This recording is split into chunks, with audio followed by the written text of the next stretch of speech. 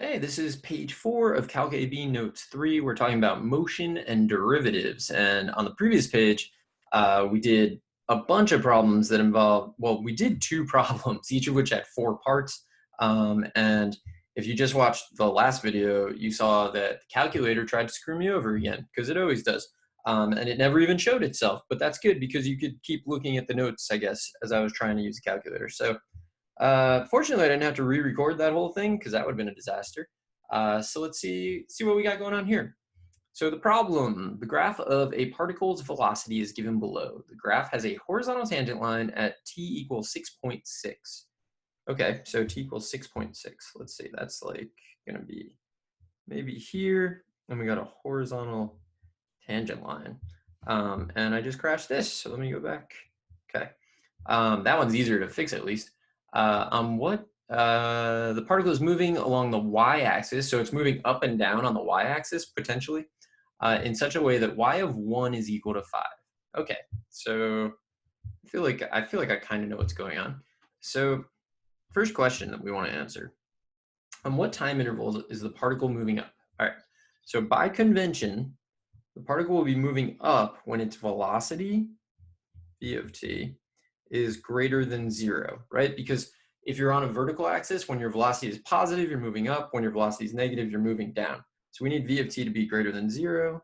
And then if we look at our graph, we can see that, right? So v of t to be greater than 0, like here v of t is greater than 0, and here v of t is greater than 0. So I'm going to say on what time intervals, so from 0 to 3, so 0 to, well, 0 is included, 3 is not really included, and then also 9, the velocity is 0 there, so I'm not going to include that, and then I'll say it's at 10. So should I give a sentence? I mean, I probably should. So I'm going to say particle moving up on 0, 3, and 9, 10, because v of t greater than 0 there. So just get used to it. Just get used to writing a sentence. You do all your work, you look for it, and then at the end, you write a sentence just to, like, you know, kind of summarize what you've done. The sooner you get in that habit, the easier it will be, especially as we go on in the year and we do more AP type questions. So the next question is, at what times does the particle change direction and justify?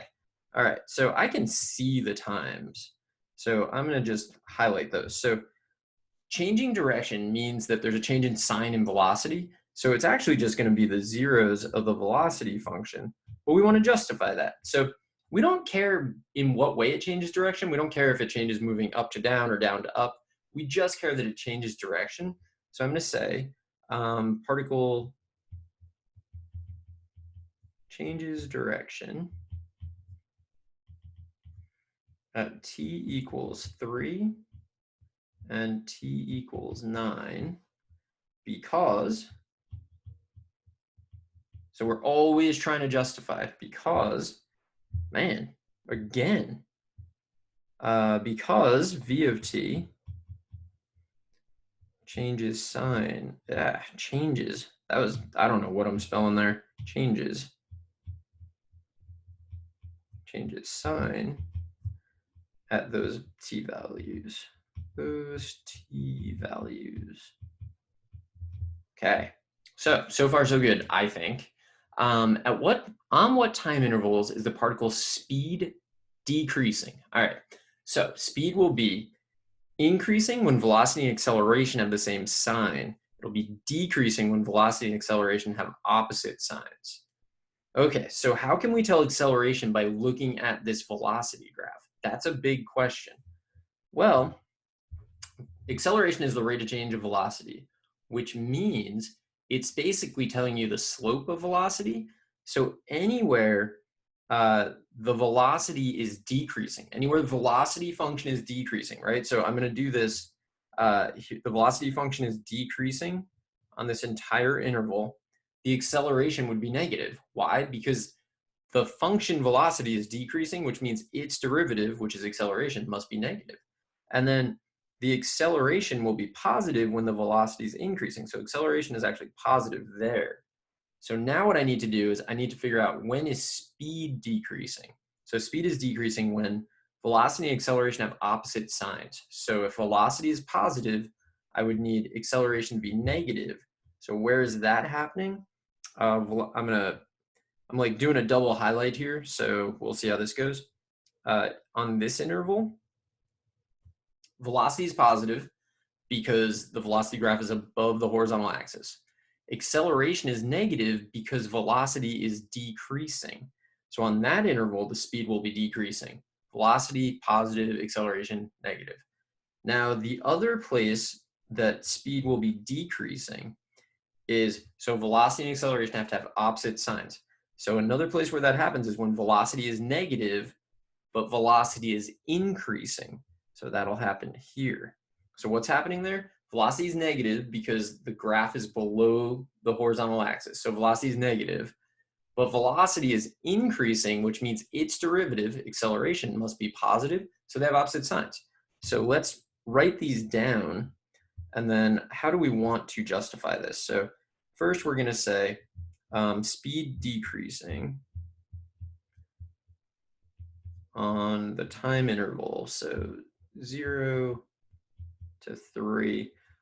Don't get obsessed over endpoints. You very rarely need to really worry about it. So I'm going to leave it open. I'm going to say just 0 to 3, open interval.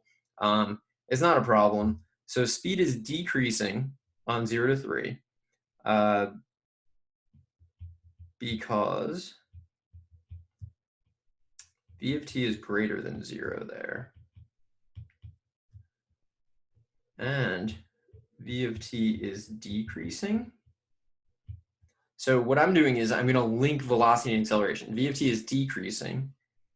Therefore, a of t, which equals v prime of t, is less than 0. Okay, so that's it. Should I also say that velocity and acceleration have opposite signs and therefore speed is decreasing? I don't think I need to say that because I think we know that. But if I get nervous at the end, I'll like write that down. That's basically how I solve problems. Then, I mean, I'm basically going to write the same thing. Speed decreasing on. So where is this value? This is that weird random 6.6 that we were told in the like problem stem for some reason. There's a horizontal tangent at 6.6. Turns out that we needed that. So on 6.6 to 9, okay, so because v of t is less than 0 there, and so v of t is increasing, which means that a of t, which equals v prime of t. So I understand that I'm doing a lot of extra writing that you think is probably extra. Do a thorough job, right? So like you never know how the question's going to be asked. You're probably unlikely to. Well, no, you'd probably be asked both of these. I don't know. I just like to write out my answers and have them look really good, you know, and I like them to be readable, independent of each other. So I am going to write speed is decreasing anytime